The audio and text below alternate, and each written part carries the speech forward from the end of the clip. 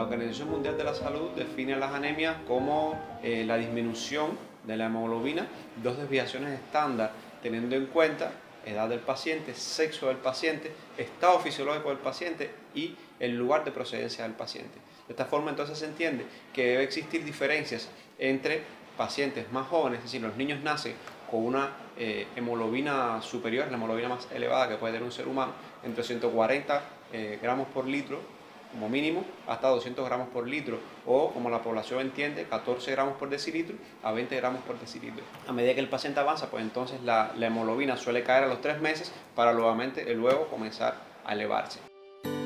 Según la bibliografía especializada, la anemia se produce cuando no hay suficiente hemoglobina en el cuerpo para transportar el oxígeno a los órganos y tejidos.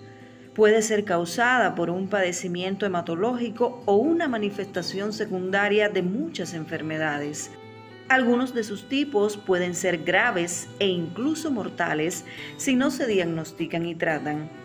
Es por ello necesario conocer sobre sus síntomas y tipos. También es importante desmontar ciertos mitos, pues no siempre se debe a una mala alimentación, no siempre es fácil de tratar y no solo la padecen mujeres. Al tema nos aproximaremos en el programa de hoy en una primera parte.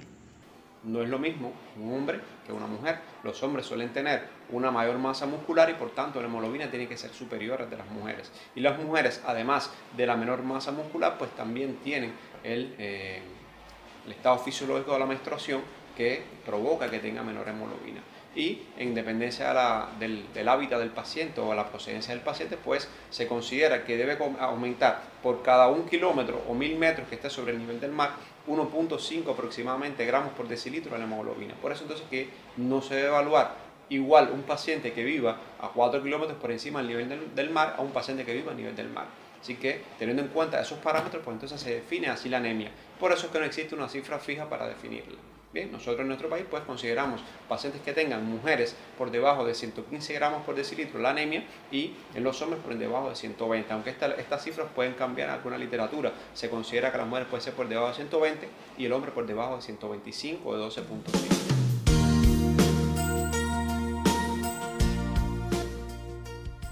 A veces la anemia es muy fácil o puede ser muy fácil de detectar o puede ser un proceso que transcurre de manera insidiosa y que el paciente, a medida que se van instalando las cifras de hemoglobinas más bajas de manera progresiva, lenta en el tiempo, pues puede ser que el paciente no sea muy fácil de diagnosticar o fácil de detectar por parte de los familiares.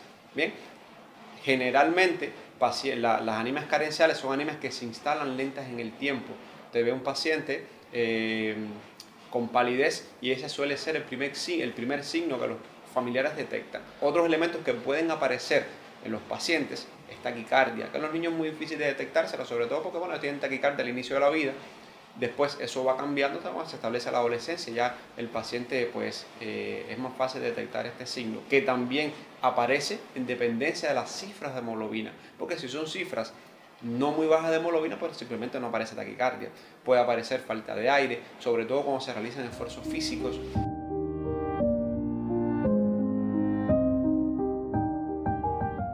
Puede aparecer otros signos como fatiga, decaimiento, que en los niños pequeños por supuesto es muy difícil porque no comunican el síntoma como tal. Un paciente adulto, un paciente que tenga ya establecida una conciencia, que logre comunicarse, pues es más fácil este síntoma detectarlo, el decaimiento.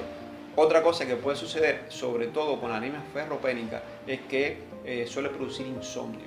Hay niños que no duermen bien y en las escuelas se asocia con una disminución en la concentración, en el aprendizaje, por tanto, de los niños. Así que ese también puede ser un síntoma que se detecta en muchas ocasiones. Son niños que no se concentran bien en el aula, que no tienen un aprendizaje correcto, que no tienen toda la ganancia del conocimiento que deberían tener para su edad, y entonces cuando usted lo interroga, lo examina, pues se da cuenta que lo que tiene es anemia. Claro, por supuesto esto puede ser también asociado a otros estados patológicos, pero lo más frecuente en las anemias carenciales, sobre todo por déficit de hierro, es que suceda este problema.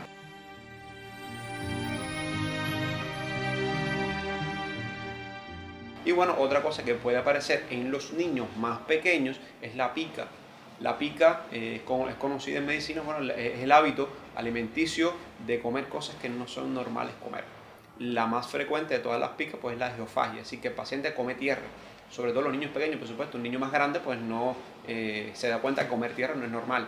Entonces pueden comer tierra, pueden comer hielo, pueden comer cosas raras que no son comúnmente, si no forman parte de la dieta común, y por tanto ese es un síntoma bien característico de los nenes pequeños.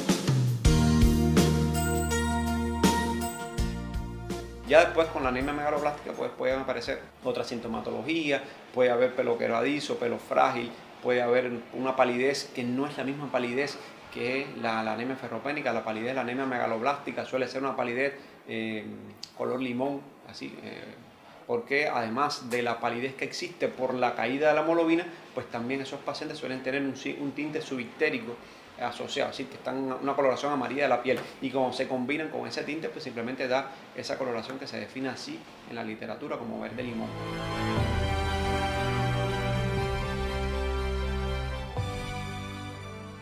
Cuando usted analiza la clasificación de las anemias desde el punto de vista etiológico, existe un grupo de anemias que son hereditarias o congénitas, es decir, que el paciente nace con ellas, que en nuestro medio, bueno, pues no son infrecuentes. Nosotros tenemos un grupo de pacientes bien amplio con anemia drepanocítica, que es una hemoglobinopatía.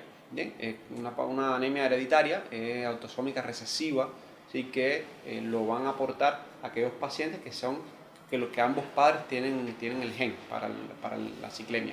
O decir, la anemia drepanocítica, no, realmente la ciclemia, aunque se llame así en la calle, no es un término correcto. Es la anemia drepanocítica o hemoglobinopatía SS. Bien, ¿por qué? Porque es el nombre que recibe esa cadena de hemoglobina una vez que ha sido dañada desde el punto de vista hereditario.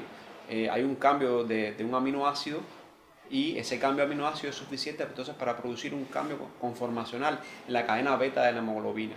La hemoglobina está conformada por dos cadenas alfa y dos cadenas beta, y entonces al haber ese cambio conformacional en la cadena beta de la hemoglobina, pues ya no es una hemoglobina normal, se le llama hemoglobina S a la que tienen esos pacientes, que es lo que produce entonces toda la serie de trastornos que ellos suelen tener, que comienza a partir de los 6 meses de edad, una vez que la hemoglobina fetal haya caído.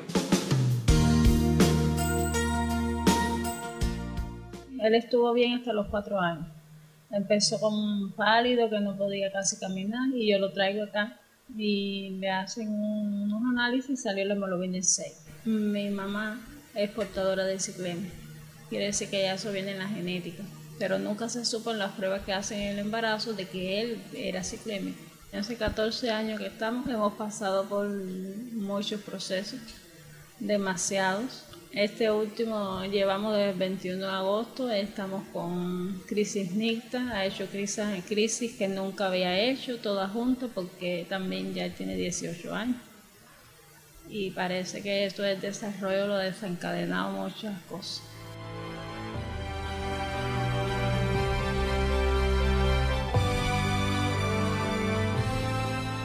Puede haber otras anemias hemolíticas también hereditarias o congénitas, como la esferocitosis hereditaria, la lictocitosis, la ovalocitosis, que tienen un tratamiento similar, un tratamiento parecido. El comportamiento no es similar, incluso de todos este grupo de pacientes, el peor, pues bueno, el de peor pronóstico, el de peor de evolución sigue siendo la anemia drepanocítica. Estos pacientes suelen tener, a partir de los 6 meses de edad, comienzan con sus crisis, que es como se le conoce a estas complicaciones que pueden tener, que pueden ser agudas y pueden ser a largo plazo, pueden ser crónicas, y con periodos de hospitalización bastante frecuentes, que están en dependencia también de algunas condiciones genéticas de la enfermedad. Bien, no todos los pacientes con anemia drepanocítica se comportan de manera similar. Algunos incluso pueden tener un comportamiento menos agresivo de la enfermedad, un comportamiento, vamos a decir, que más leve, un comportamiento que no les impide su vida diaria normal.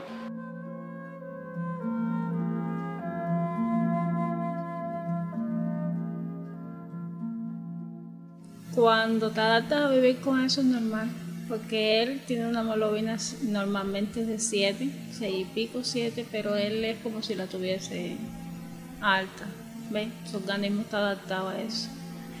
Es un poco difícil en la alimentación, en todas las cosas, porque de hecho, aunque comas lo que comas, no tiene nada que ver con esa anemia, porque eso es porque es la anemia de pranocítica, es una ciclemia, que es una anemia crónica, que puedes alimentarte con lo que tú te alimentes, que eso no va a subir nunca la hemoglobina. Eso depende de su organismo. Entonces es un poco difícil lidiar con eso, porque tiene otras atenciones, porque tiene otros cuidados, porque también es un adolescente y la adolescencia ya no es como la niñez, que tú lo puedes manejar mejor, y entonces es un poco complicado esa relación ya.